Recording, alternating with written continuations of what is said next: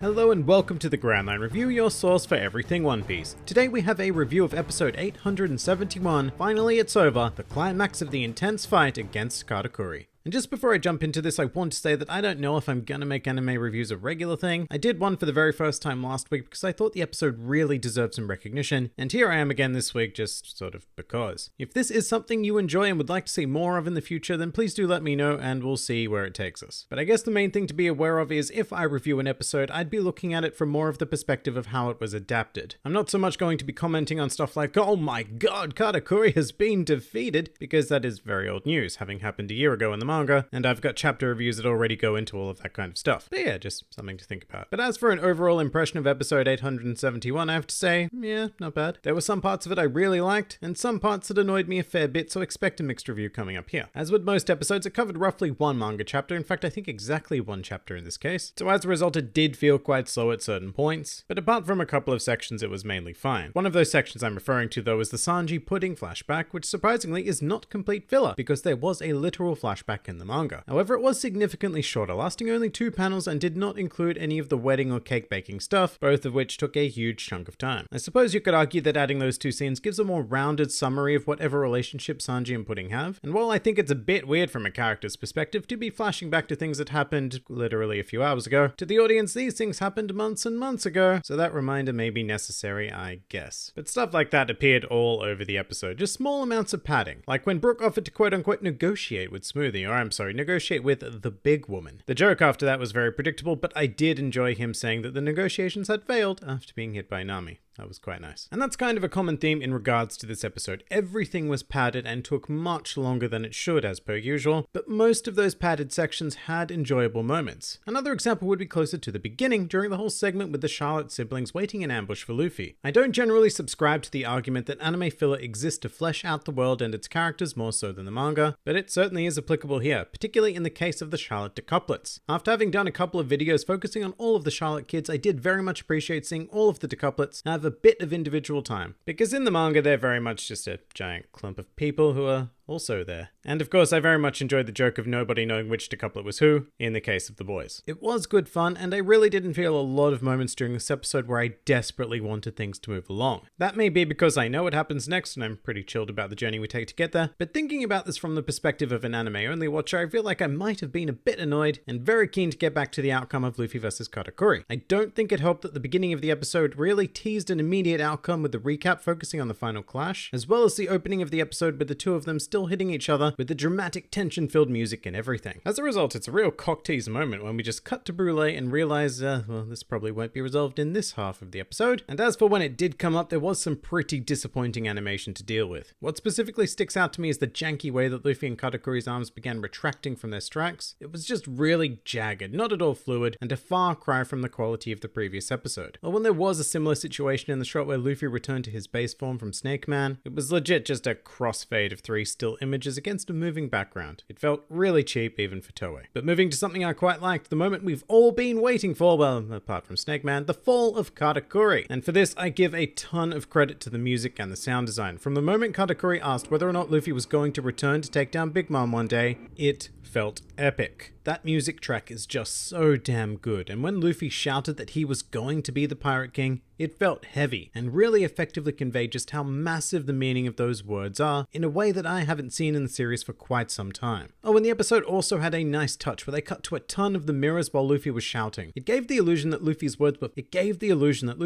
were filling the entire space, confronting Katakuri from every conceivable angle and leaving him with no option but to be converted and believe him. So huge props to whichever Toei employee came up with that idea, because it was just great. And then Katakuri falling in complete silence was also very well done. It made the eventual thud of his gigantic body all the more impactful. From there, Katakuri flat on his back was pretty much everything I was expecting, a great visual. And to be perfectly honest, that is the one screen cap I've been waiting on to finally make a Katakuri 101 video, so expect that somewhat soon. The final thing to mention is probably the return appearance of Pecoms, or should I say, Nozoms. No, I guess it should be Picoms because even Luffy was able to see through this disguise. Very interestingly, I did not expect his color scheme to be entirely pink. I mean, it does make sense because the regular color scheme of Picoms is pink, but in the manga, his Nozom's disguise was jet black. And generally, if Oda has a particular color in mind, he'll make something a shade of gray to depict it as such. Not that there's anything wrong with the outfit, Picoms still looks amazing, it was just unexpected. And from the look of the preview, it would seem that Sulong Picoms is happening next week, which I won't say too much about, but I am very keen to see it. But all in all, episode 871 was a fairly enjoyable watch. Plenty of filler, but most of it was kind of alright. It's a huge shame about the animation, and I think this episode suffers quite a bit because it is being directly compared to the last one, but it had its moments,